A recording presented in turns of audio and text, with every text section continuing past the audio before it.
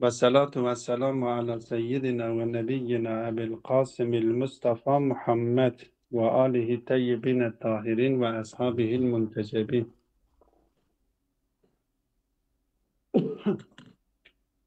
El faslul khamisu fi ennel vücude hakikatun vahidetun müşekkiketun. Bugünkü konumuz yine vücut mefhumuyla alakalıdır. Bu konu da Hikmetül Mütealiye felsefesinde, Hikmet-i Mütealiye ekolünde ikinci temel olarak sayılıyor. Yani eğer biz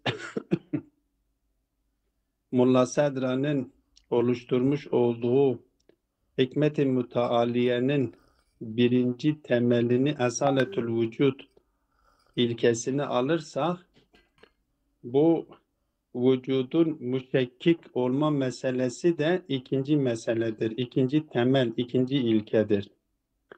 Esaletül vücuttan sonra vücut mefhumunun müşekkik olma meselesidir. Bu konu şu anlamda önemlidir. Şimdi biz mahiyet dedik, zihinsel ve itibaridir. Mahiyeti eğer... Hocam başlamadan önce bir soru sorabilir miyim? Buyurun. Hocam bu mesela vücut diyoruz ya, tam olarak mesela vücuttan kastettiğimiz şey madde mi? Yani vücuttan kastettiğimiz şey ne? Vücut, biz şöyle diyebiliriz ki boşluğu dolduran diyelim. Terde adem yapan, vücut dediğimiz zaman yani terde adem yapmış olan vücut, yani açık, o kadar açıktır ki yani açık olduğundan dolayı tarif de edilmiyor. O kadar açıktır, o kadar bedihidir, tarif bile edilemiyor. Vücut dediğimiz zaman normalde zihnimizde adem karşısında anladığımız anlam. Yokluk karşılığında anladığımız anlam. Yani Perde, madde, sadece madde olarak bakamayız yani. yok, madde aslında madde vücut değildir. Bakın madde, biz normalde varlığı ikiye varlığı iki kısma ayırıyorlar. Diyorlar ki mücerret olan varlıklar ve maddi olan varlıklar. Bunları şimdi tarif ederken ne diyoruz? Diyoruz ki istidat ve potansiyel, kuvve dediğimiz şey barındıran varlıklara biz maddi diyoruz. Madde aleminde kuvve olduğu için, istidat ve potansiyel olduğu için hareket vardır. Yani o potansiyellerin, hareket denilen şey de o potansiyellerin fiiliyete geçmesidir. Eğer bir varlıkta potansiyel varsa ona maddi diyoruz. Bir varlık potansiyel barındırıyorsa, gelişmeye müsait, büyümeye müsait, harekete müsait ise biz buna şey diyoruz, maddi diyoruz. Ama eğer bir varlıkta potansiyel söz konusu değildir, istidat ve potansiyel söz konusu değilse o mücerred varlıktır. Onun için mücerred olan varlıklarda hareket söz konusu değildir ve hareketin söz konusu olmadığı yerde zaman da söz konusu değildir. Hareketin söz konusu olduğu yerde zaman söz konusudur. Hareket de nerede vardır? Potansiyellerin ve kuvvelerin olduğu yerlerde. Mesela farz ediniz, bir nutfeyi düşününüz. Eğer nutfe insan olma potansiyeli kendisinde olmamış olsaydı, o nutfede hareketlilik söz konusu olur muydu? Hareketlilik söz konusu olmazdı ki. Evet. Nutfede o potansiyel olduğu için o potansiyel de fiiliyata geçiyor. Yavaş yavaşça fiiliyata geçiyor. O fiiliyata geçmesine biz hareket diyoruz. Top, madde alemi yani manası bu. Potansiyel barındıran alem. Ama mücerred alemi potansiyel barındırmıyor. Potansiyel barındırmadığı için hareket de söz konusu değildir. Orada zaman da söz konusu değildir. Ha, öyleyse madde değildir. Vücut dediğimiz şey nedir? Vücut değil. Yani fiiliyet bulmuş her şey vücuttur. Fiiliyet bulmuş her şey vücuttur. Potansiyel şeklinde olan her şey maddedir. Ha, potansiyel Vücudu zihni o şeye giriyor değil mi hocam? vücude zihni algıdır. Vücude zihni zihinde şekillendirilen bir algı vardır. Mesela diyelim ben dış alemde biz dış alemdeki bir nesneyle karşılaştığımız zaman o nesneden bir suret, bir kalıp, bir şekil. Dikkat edin zihnimizde bizim kendi şekil sahibi olmayan varlıklar zihnimizde şekillendirebiliyor muyuz? Şekillendiremiyoruz. Şekillendiremiyoruz. Mesela biz meleki kendi zihnimizde şekillendiremiyoruz. Çünkü şekli yoktur. Zat-ı Bari Teala'yı kendi zihnimizde şekillendiremiyoruz. Sadece vasıflandırıyoruz. Diyoruz ki bu olumluluğu ifade eden sözcüklerle, vasıflarla vasıflandırmaya gidiyoruz. Çünkü vücudu mutlaktır. Vücudu mutlak olduğu için biz onu sadece vasıflandırıyoruz, olumlu sözcüklerle vasıflandırıyoruz. Zihnimizde onu algılamaya çalışıyoruz. Zat-ı Bari Teala bizim zihnimize gelmiyor ki. Zaten bizim zihnimize gelmiş olsaydı Zat-ı Bari Teala olmaz. Ben zihnimde dışarıda olan o mutlak varlığı zihnimde anlamaya çalışıyorum. Ve eğer ben zihnimde Allah hakkında sorun barındırmayacak bir şekilde bir tasvir oluşturmuş isem o gerçektir. Ama yok zihnimde Allah hakkında bir tasavvur oluşturmuşum sorun barındırıyor. İşgallidir, çelişkilik barındırıyor.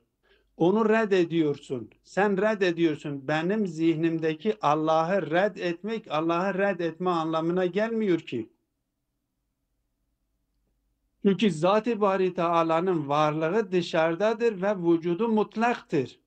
Mutlak, onun o mutlaklığını ifade etmek için hep olumlu sözcükler onun için kullanıyorum.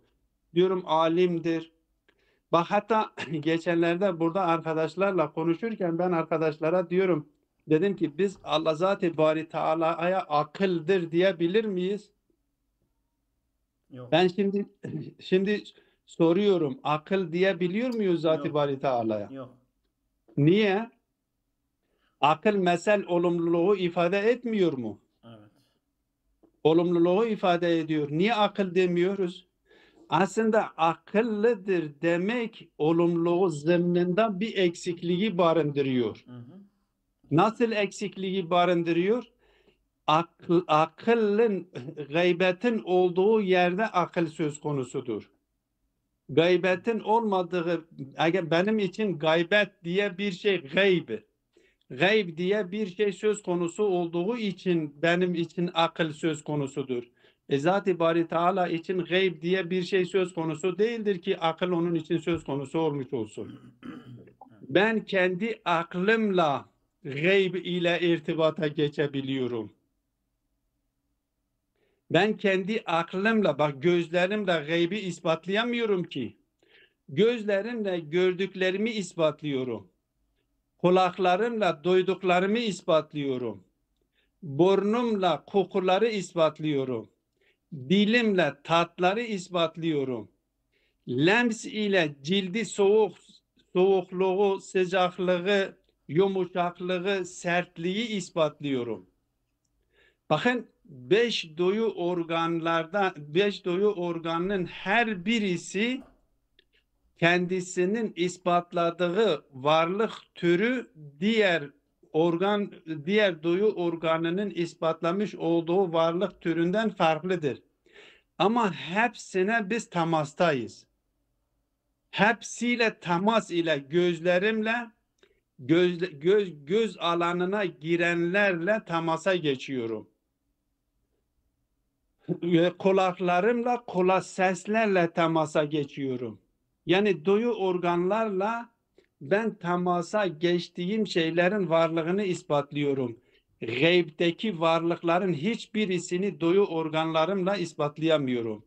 Ve duyu organların hiçbirisiyle gaybde olan varlıklarla irtibat kuramıyorum. Beni gayble irtibatlandıran yeti nedir? Akıldır. Onun için aklın olduğu yerde ne vardır? Gayb de vardır. Zat-ı Bari Teala için gayb söz konusu olmadığı için biz akıl onun için akıl söz konusu değildir. Demek ki akıl zemninde bir eksikliğin var olduğunu gösteriyor. Yani sen eksiksin. Sen bütün varlıklarla irtibatın söz konusu değildir. Aklınla sen o duyu organlarınla irtibata geçemediğin varlıklarla irtibata geçiyorsun anlamındadır. Zat-ı Bari Teala için böyle bir durum söz konusu olmadığı için biz Zat-ı Bari Teala için akıl kullanmıyoruz. Dolayısıyla Zat-ı Bari Teala mutlak bir varlıktır. Mutlak vücuttur. Mutlak vücut olduğu için yani fiil-i mehzdir. Fiil-i mehz olduğu için eksikliği barındırmıyor. Eksikliği barındırmadığı için biz kendisini hep vasıflandırıyoruz. O zihnimize gelmiyor. Sadece zihnimizde onu tasavvur etmeye çalışıyoruz. Eğer zihnimizde Allah'ı tasarladığımız Allah eksiklik barındırıyorsa biz Allah'ı doğru tasavvur etmemişiz. Ve o doğru tasavvur edilmemiş zihnimde şekillenmiş olan Allah'ı birisi tarafından reddedilmesi yani dışarıdaki Allah'ı reddetmek anlamına gelmiyor.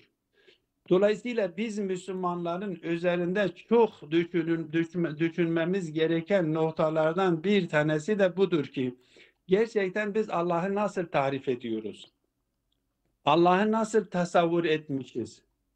Allah'ı nasıl tasavvur edersek Allah'ın dinini de ona uygun tasavvur ederiz. Biz ne kadar Allah'ı doğru tasavvur edersek Allah'ın dinini de o oranda doğru anlamış oluyoruz. Ama biz Allah'ı ne kadar eksik tasavvur edersek Allah'ın dinini de o kadar eksik tasavvur etmiş oluyoruz. Bu noktadan Müslümanlar çok duyarlı olmaları gerekiyor. Yani tasavvur dediğimiz şey biraz şekil barındırmıyor mu hocam? Algı diyelim. Algı diyelim. Tabii algı. Benim burada Yani tasavvur şekil- etmekten yani algı demek. Yoksa şekil, o tasavvur genelde şekiller için kullanılıyor. Algı demek, algılama, kavrama, kavrayış, İdrak etme yani. idrak etme, kavramak, kavrayış demek. Evet, Hop, inşallah yani anlaşıldıysa. vücut manası yani biz vücut dediğimiz zaman yani terde adem etmiş. Bu sefer mesela vacibul vücut terde adem etmiş, mutlak ademi terd etmiş.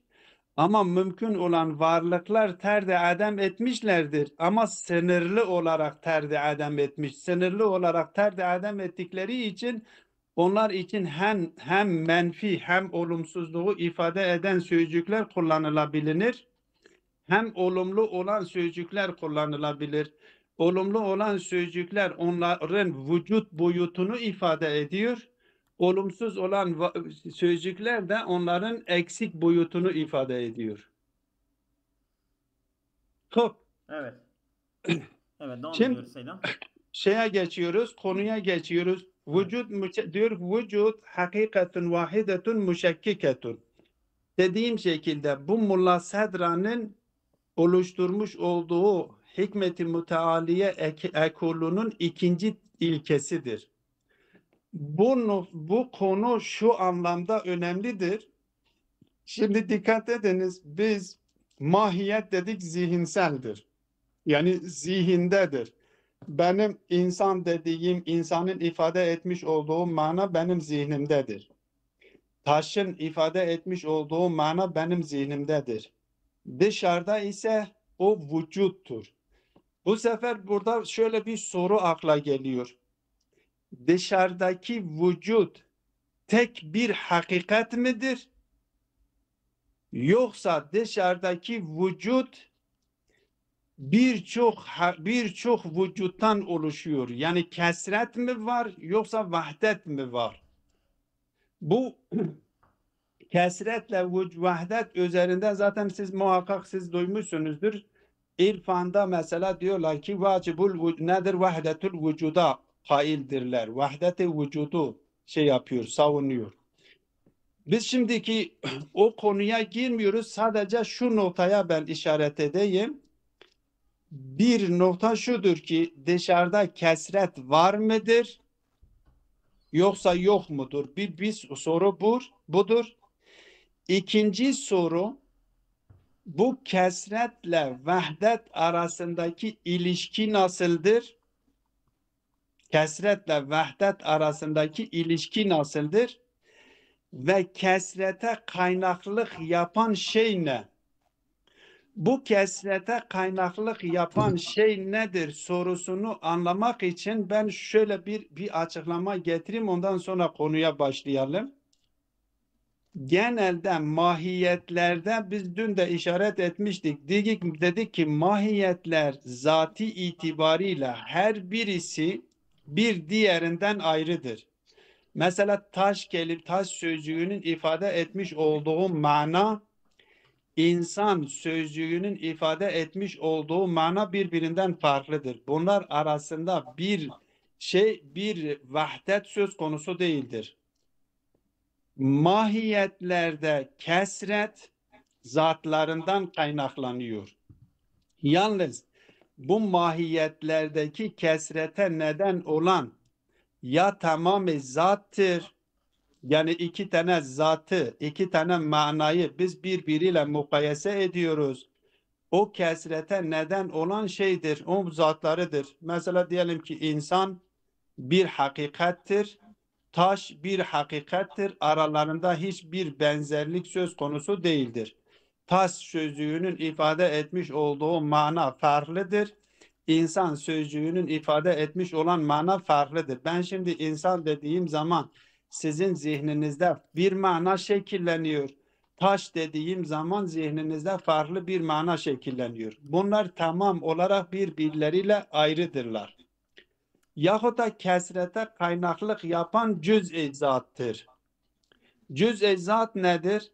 Şimdi hayvan dediğimiz zaman hayvan geneldir.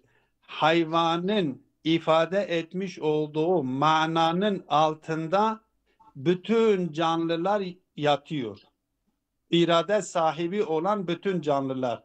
Bütün canlı demeyen çünkü bitki de canlıdır. İrade sahibi olan bütün canlıları ifade eden bir sözcüktür. Hayvan. Ama bu canlılar, bu irade sahibi olan varlıklar türlere ayrılıyor. İnsanı diğer hayvanlardan, diğer irade sahiplerinden ayıran özellik nedir? Natıkiyettir. Ki bu özelliğe ne diyoruz? Fasıl diyoruz. Zaten faslın denilmesinin nedeni de kendi türünü diğer türlerden ayırttığı için kendisine fasıl deniliyor. Öyleyse kesrete sebep olan fasıldır. Bu fasıl bir cinsin altındaki türlerin çoğalmasına sebep oluyor. Fasıllar bir cinsin altındaki türlerin fazlalaşmasına, çoğalmasına sebep oluyor. Hayvanın altında yılan vardır, hayvanın altında kurt vardır, hayvanın altında nedir? Koyun vardır, hayvanın altında insan vardır. Hayvan dediğimiz bu türlerin tamamı bu hayvan sözcüğünün altındadır. Ama her bir türün kendisine ait bir faslı vardır ki insanın faslı da natıkiyettir. Öyleyse mahiyetlerde kesrete bir neden olan tamamı zattır.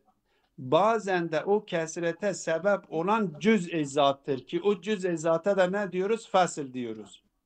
Bazen de kesrete neden olan zatiyat değildir, araziyattır. Bir türün altındaki bireylerin fazlalaşmasına sebep olan da nedir? Arezlerdir. Mesela insan türünün altında Zeyd, Bekir, Amr fertler vardır ama her bir fert insan olma itibariyle aynıdır. O insan dediğimiz hakikat Zeyd'de, Bekir'de, Amir'de, bütün insanlarda eşit derecede vardır. Ama bazı ereziyatlar gelmiş bunları birbirinden o insan mesela Zeyd başka bir anne babadandır bu erezidir. Zeyd'in konduğu yer farklıdır. Emrin konduğu yer farklıdır. O yerler onları birbirinden ayırt ediyor. Bu araziyattır. Zaman onları birbirinden ayırt ediyor. Bunlar araziyattır. Yani arazlerle birbirlerinden ayrılıyor. Öyleyse buradaki mahiyetlerde kesrete neden olan ya tamam zattır, ya cüz zattır, ya arazdır. Hop, bu zihinde öyledir. Ama vücudun kesretine sebep olan şey ne? Buradaki bu konu, bu teşkik meselesi bu vücuttaki kesreti anlamlandırmak içindir. Vücutta ya diyeceğiz vücutta kesret vardır yahut da diyecek ki vücutta kesret yoktur. Eğer biz desek vücutta kesret yoktur, vahdet-i vücudu kabul etmişiz, vücude şahsi olmuş oluyoruz. Ama eğer biz desek vücutta kesret varsa bu kesreti nasıl tevil edeceğiz? Bu kesreti nasıl anlamlandıracağız? Mahiyetler gibi değildir ki mahiyetlerde kesrete sebep olmuş olan yolla bu kesreti anlamlandırabilelim. Bu vücuttur. Bu vücuttaki kesret nasıl şekilleniyor? Eğer biz kesret çoktur dersek bu çoktur dediğimiz zaman iki anlamda aynı sınhiyet aralarında sınhiyet mi vardır ya tezahür mü vardır? Bu sınhiyetle tezahürün anlaşılması için ben bir misal zikredeceğim. Bu misali zikrettikten sonra konuya başlayalım. Dikkat edin, ben diyorum dışarıda kesret çoktur. Ama bu kesret aynı cinstendir, aynı sınıftandır. Bunun şeyi nedir? Misal olarak bunu nasıl anlayabiliriz?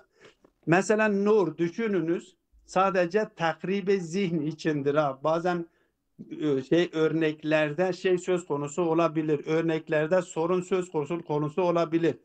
Biz sadece tahrib zihin için söylüyoruz. Şimdi nuru düşününüz. Nur. Ve bu nuru bu lambaların vermiş olduğu ışık üzerinden değerlendirelim. Bir tane lambanın nuru nedir? Watt, 10 wattlık bir lamba. Bir lamba vardır ki 100 wattlıktır. Bir lamba vardır ki 1000 wattlıktır. Hepsinin vermiş olduğu aydınlık nurdur. Ama 10 wattlık lambanın vermiş olduğu nur 10 wattlık kadardır, zayıftır. 100 wattlığın vermiş olduğu nur yine nurdur ama şedittir. 1000 wattlık nurun lambanın vermiş olduğu nur yine nurdur ama daha şedittir. Bak burada biz bir kesreti kabul ettik. 10 derecelik aydınlık nur, 100 derecelik nur, 1000 derecelik nur. Burada bir kesret söz konusudur ama kesret teşkikidir. Aynı cinstendir, aynı hakikattir. kesrete sebep olan neyse vahdete sebep olan da aynıdır. Ma bihil ittihadu aynu ma bihil imtiyaz diyorlar. Yani onun kesretine sebep olan vücuttur. Onun vahdetine sebep olan da vücuttur. Biz burada vücudu kesri kesir olarak kabul ettik. Ama her bir derecedeki vücut bir diğer dereceye oranla zayıftır.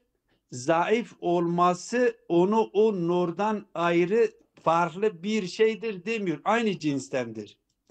Bir kesret bu şekilde kabul ediyoruz. Diyoruz ki dışarıda vücutta kesret vardır ama bu kesret aynı sınhiyet içerisindedir.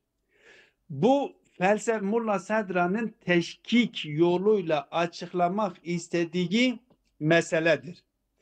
İkinci bir örnek vereyim.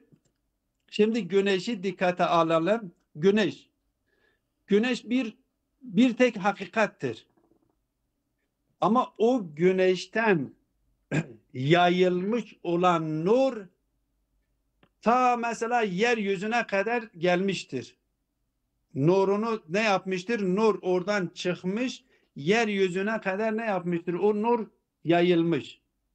Şimdi bu nur, bak kesret yoktur. Burada tek bir hakikattir. Tek güneşin nurudur. Ama bu yeryüzünden güneşe kadar biz gittiğimiz zaman ne kadar güneşe yaklaşırsak o nur daha da şiddetleniyor. Ne kadar güneşten uzaklaşırsa o nur daha da zayıflanıyor. Burada sınhiyet yoktur. Tek bir hakikat vardır. O hakikatin tezahürü içerisinde şiddet ve zayıf vardır. Yani biz tek bir hakikat kabul ediyoruz. Tek bir vücuttur. Ama o vücuttan yayılmış olan nur ki güneşin nurudur.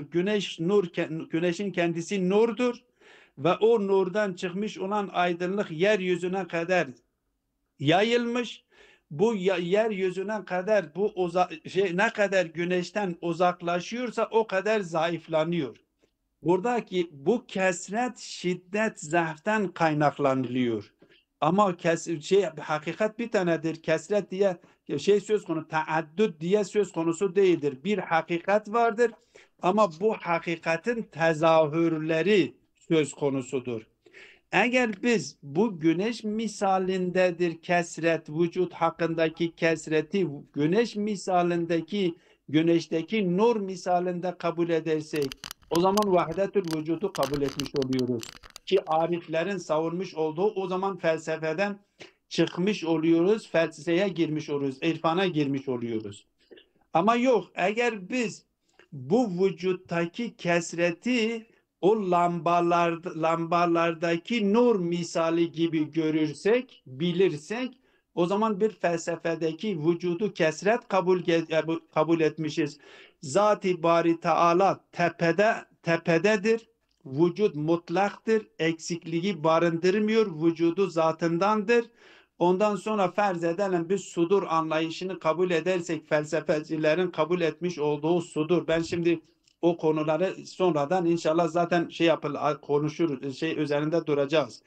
Farz edelim sudur anlayışını kabul edersek ilk olarak Zat-ı Bari Teala'dan aklı evvel sudur etmiş. Yani Allah Zat-ı Bari Teala aklı evveli yaratmış. İkinci olarak aklı saniyi yaratmış. Üçüncü olarak yani genel anlamda ilk olarak akıllar alemini yaratmış. Ondan sonra misal alemini yaratmış. Ondan sonra madde alemini yaratmış.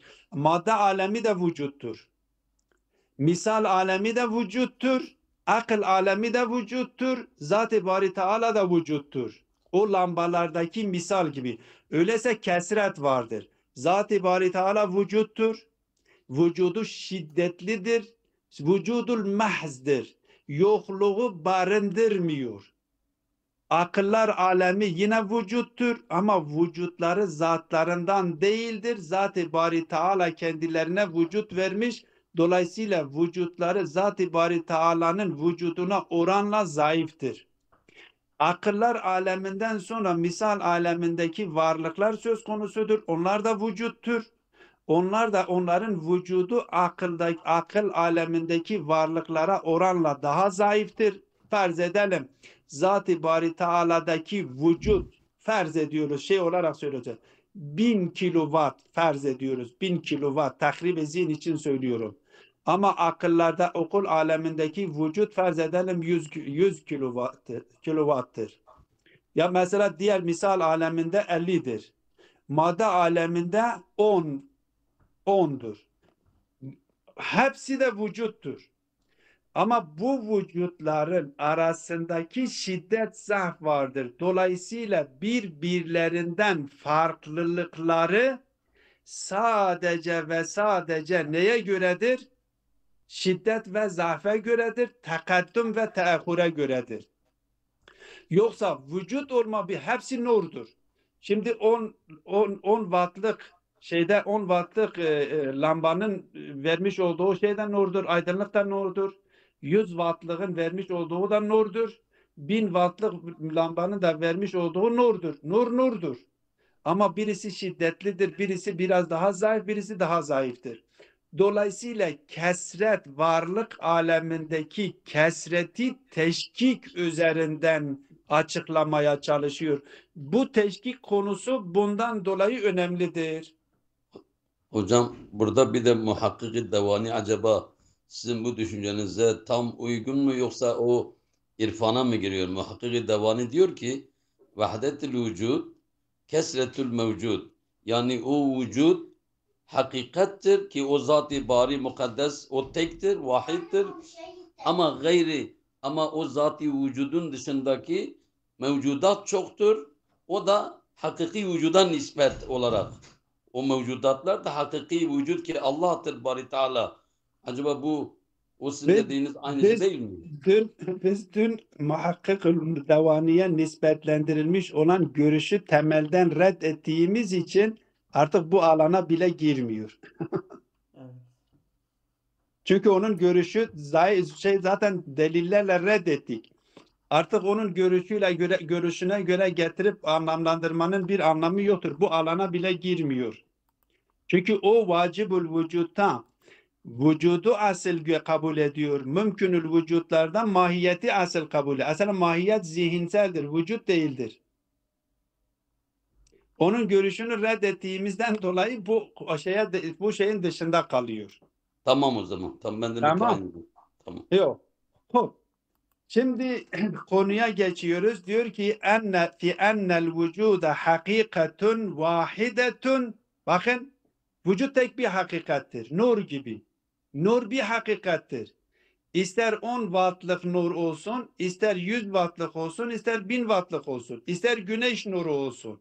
Nur nurdur. Hakikatun vahidetun. Tek bir hakikattir. Ama müşekkiktir. Yani derecelidir.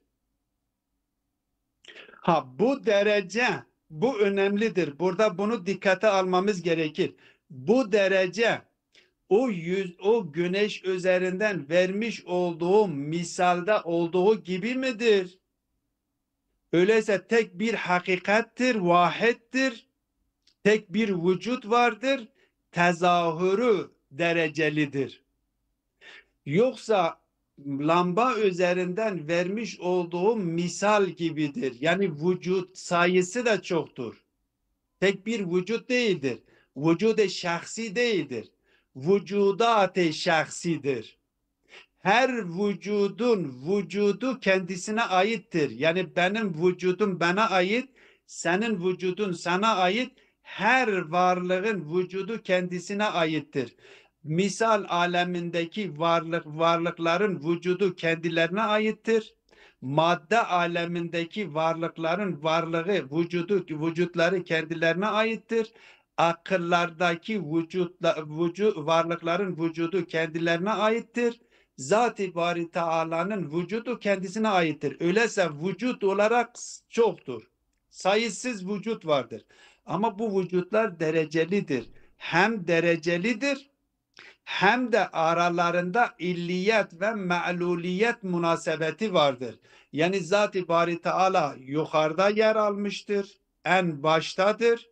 Diğerleri hepsi oradan kaynaklanmış, oradan meydana gelmiş. Ama ben her ne kadar Zat-ı Bari Teala vücut bana vermiş, benim vücudum ondan kaynaklanıyor. Ama benim vücudum bana aittir, seninki sana aittir, diğerinin sana aittir. Zat-ı Bari Teala'nın bana vermiş olduğu vücut diyor ki sana aittir. Nasıl ki biz diyoruz ki Zat-ı Bari Teala bana akıl yetisini vermiş ve diyor ki sana kullanmayacaksın. İrade yetisini vermiş, sana diyor kullanmayacaksın. Eğer sana bir vücut vermişse ve o vücudu sen kullanamıyorsan, o zaman sana niye vermiş? Sana akıl vermiş, sen aklını kullanmıyorsan, sana ne vermiş? Sana irade vermiş, sana iradeni kullandırmıyorsa, sana niye vermiş? Öyleyse buradan biz buna çıkarıyoruz. Zat-ı Bari Teala kime vücut vermişse o vücudundan vücut yapısına uygun bir şekilde kendisinden yararlanmasını da istiyor. Burada en temel olan şey nedir? Kendi vücudundan yararlanırken başka bir vücuda zulüm etmemesi gerekiyor. Zaten din eğer Allahu Teala bizden kendisine itaat etmesini istiyorsa varlık aleminde zulmün gerçekleşmesinin önüne geçmek içindir. Dolayısıyla bir mertebe bu müşekkik dediğimiz zaman o ariflerin söylemiş olduğu güneşteki olan misal gibi midir? Yoksa lambalardaki nur misali gibi midir? Şimdi bu teşekkük meselesini buradaki bu açıklama neticesinde anlıyoruz ki bu lambadaki nur misali gibi şimdilik kabul ediyor. Her ne kadar Mulla Sadra'nın bazı ibarelerinde Hikmetül Mutaaliye kitabında bazı ibarelerinden anlaşılıyor ki kendisi o güneş misali gibi kabul etmiş ise de bazı ibarelerinden de anlaşılıyor ki lamba misali gibi kabul etmiştir ki bu daha yaygındır. Diyor ihtelefel kailune bi esaletil vücud fezehebe ba'duhum ila ennel vücude hakikatun vahidetun müşekkiketun. Hop. Asaletül vücudu kabul edenler ihtilaf etmişler. Bazıları demişler ki vücut hakikatun vahidetun müşekkiketun. Bu vücut tek bir hakikattir ve müşekkiktir. Ve huve el mensubu ilel fehleviyyine. Bu fehleviyinlere, fehleviyin yani pehleviyyun. Pehleviyinlere nispetlendir. Eski Fars'ta nedir? İran'ın o eski Pers diyorlar. İran'ın Pers halkı Perslilere nispetlendirilmiş olan Persler döneminde yaşamış olan filozoflara nispetlendirilmiş olan bir görüştür.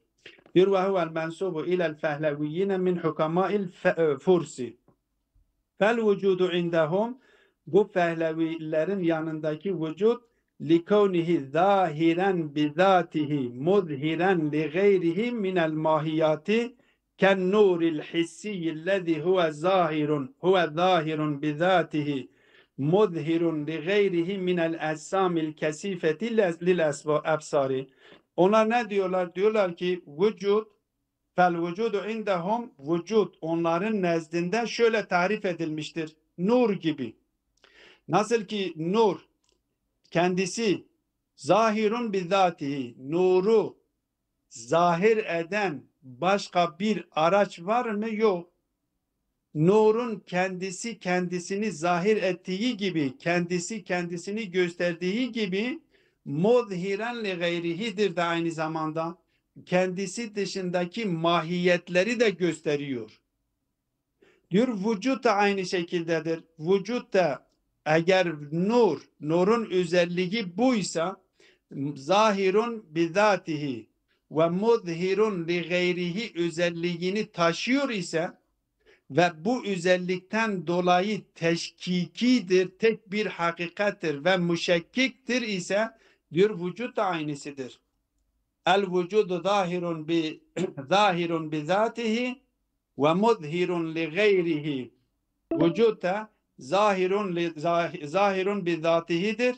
ve muzhiren li gayrihi minel mahiyati, diğer mahiyatları da muzhir ediyor.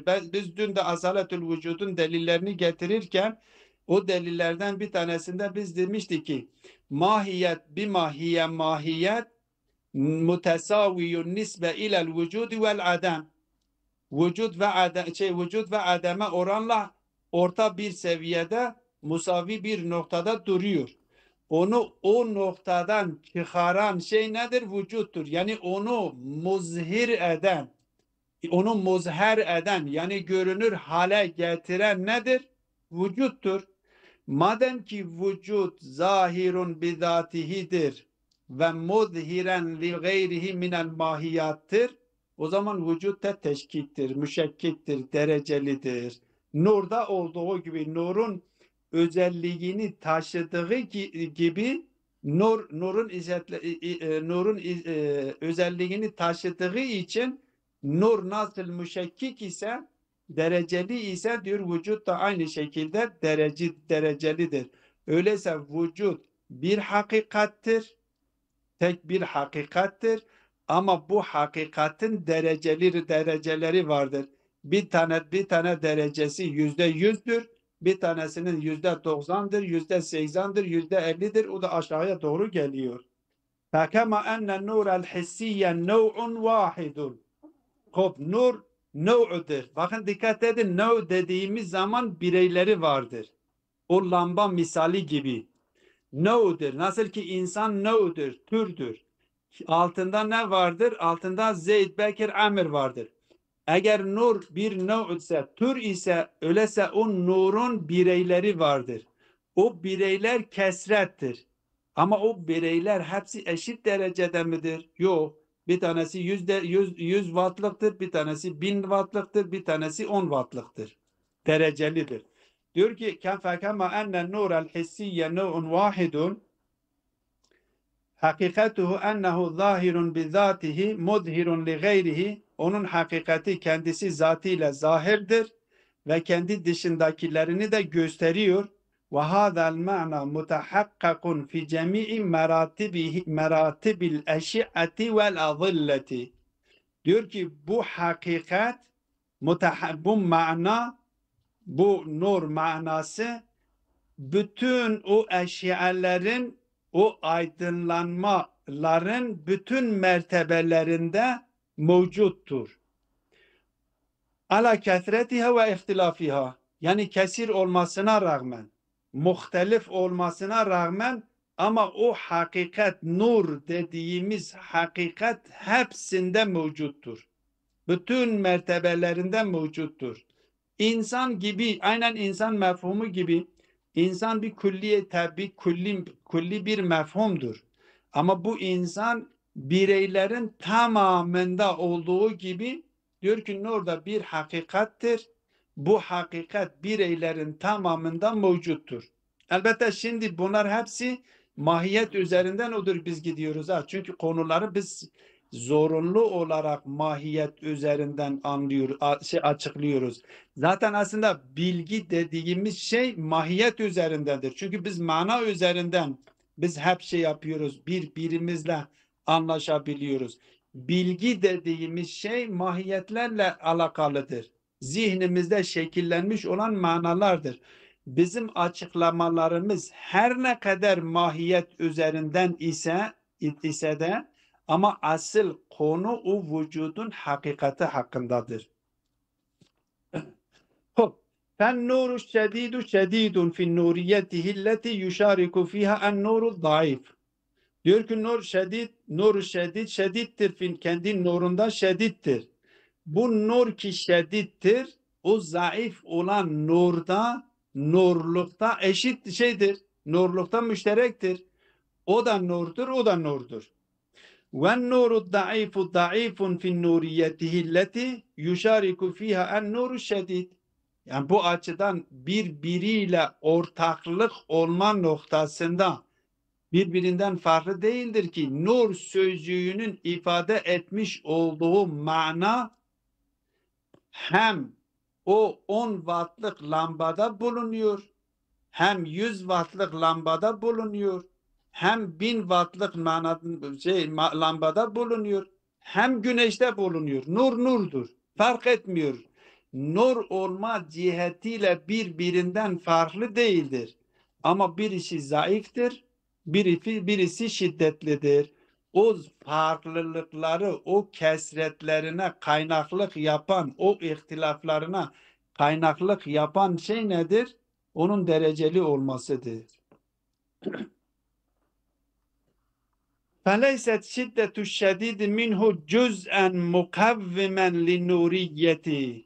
O nurluğu hakkında o şiddetlik diyor. فَلَيْسَ شِدَّةُ الشَّدِيدِ minhu, o nurdaki o şiddetlik vasfı onun mukavvim olan bir cüz'ü değildir. Nur nurdur.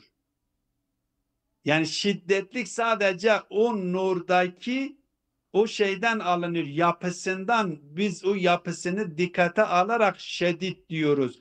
Yoksa şiddetlik, nur dışında bir şiddetlik vardır ve o şiddetlik de onun mukavvimidir. Terkip edilmiş bir nurdan da bir de şiddetlikten terkip edilmiş anlamında değildir. Nur kendi zati itibariyle oradaki o yoğunluğu onu şiddetli etmiştir. O diğerinde yoğunluğu az olduğu için kendisine ne diyoruz? Zayıf diyoruz. Yoksa iki tane cüzden, iki parçadan oluşmuş, biri şiddetlik, biri de nur. Öyle bir şey söz konusu değildir. Biri zayıflik, biri nur. Yani zayıflik cüz-i mukavvim değildir. Şiddetlikle cüz-i mukavvim değildir. Sadece kendisi şiddet olduğundan dolayı, kendisinde yoğunluk olduğundan dolayı şiddet vasfını ondan intiza ediyoruz. O diğerinde de zayıf olduğundan dolayı o zayıflığı kendisinden intiza ediyoruz. Yoksa şiddetlik ayrı bir şey, zayıflık ayrı bir şey. Birisinden nur vardır, bir izafe şiddetlik ve o nur ve şiddetlikten oluştuğu için şiddettir anlamında değildir diyor. Diyor evet. Diyor ki فَلَيْسَتْ شِدَّةُ الشَّدِيدِ مِنْهُ جُزْءًا مُكَوِّمًا لِنُورِيَّتِهِ حَتَّى يَخْرُجَ الضَّعِيفُ مِنْهُ, ta ki o zayıf ondan çıkmış olsun. Öyle bir şey söz konusu değildir. وَلَا عَرَدًا خَارِجًا عَنِ الْحَقِيقَةِ, hakikatinden ayrı arizi bir şey de değildir ki o arizi nedeninden dolayı. Çünkü biz dedik vücut dışında bir şey yoktur ki gelsin ona arız olmuş olsun. Vücut dışında başka bir cüz yok, bir şey yoktur ki gidip onun onun bir parçası haline gelmiş olsun. Asaletül vücutta biz dedik ya mahiyettir ya vücuttur. Eğer mahiyet değilse vücuttur. Öyleyse vücut dışında bir hakikat yoktur ki o hakikatle terkip edilmiş olsun, onun şiddetliğine veyahut da zayıflığına sebep olmuş olsun. Böyle bir şey söz konusu değildir. Beli ve la aradan haricen anil hakikati ve leysa da'fu da'ifi kadihan fi nuriyetihi. Onun zayıflığı, o zayıf olan nurdaki zayıflığı onun nur oluşuna bir darbe vurmuyor ki, bir zarar getirmiyor ki. Ve la ennehu murakkabun minen nuri ve zulmeti. Diyor hatta Seydam, nur senin ve sesin gitti zulmetten Seydam. de terkip edilmiştir. Alo. Zulmet diye bir şey söz konusu değildir. Alo.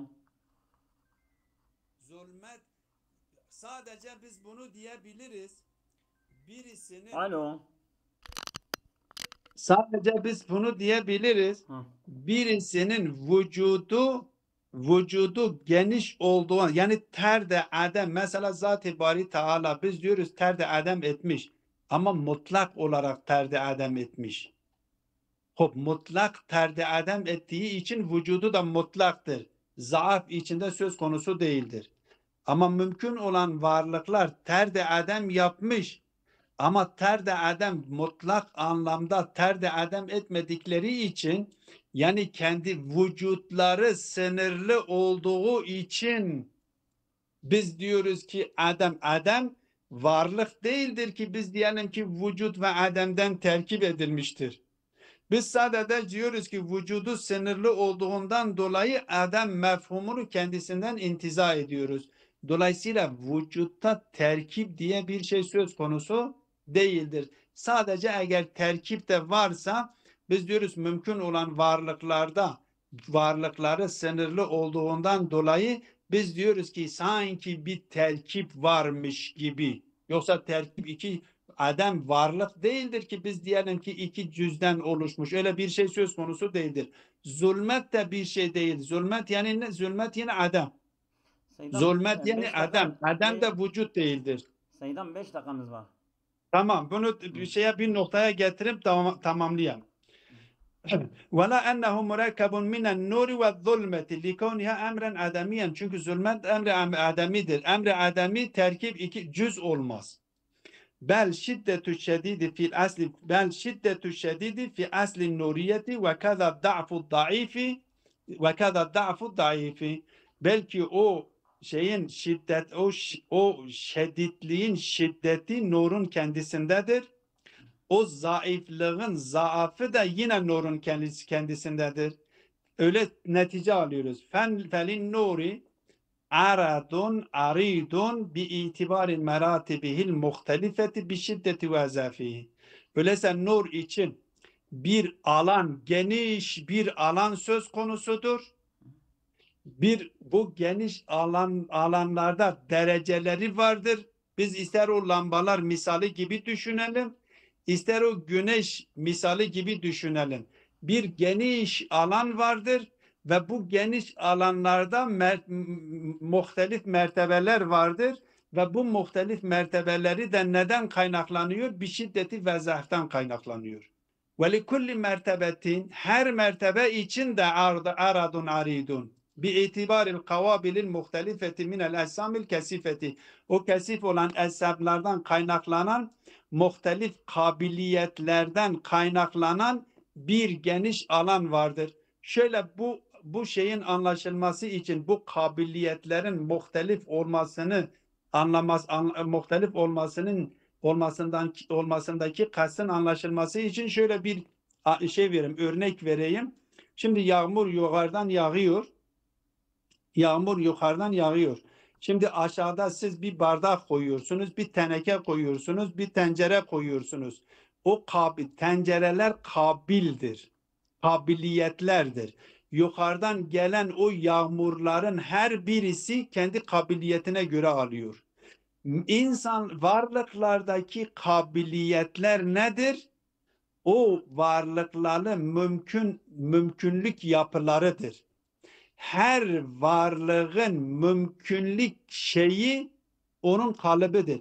Bir varlık ne kadar mümkünse Zat-ı Bari Teala o kadar vücut kendisine veriyor. Mesela diyelim ki aklı evvel ne kadar mümkündür, ne kadar vücut alabiliyor, ne kadar mümkündür, Zat-ı Bari Teala o kadar vücut vermiştir. Misal alemindeki varlıklar ne kadar mümkündürler, ne kadar vücut alabilirler, Zat-ı Bari Teala o kadar vücut vermiştir. Madde alemindeki varlıklar ne kadar mümkündürler, mümkün oldukları kadar kendilerine vücut verilmiştir. Her varlık mümkün olduğu kadarıyla var edilmiştir. Öyleyse o derecelere neden olan onların mümkünlük kalıplarıdır.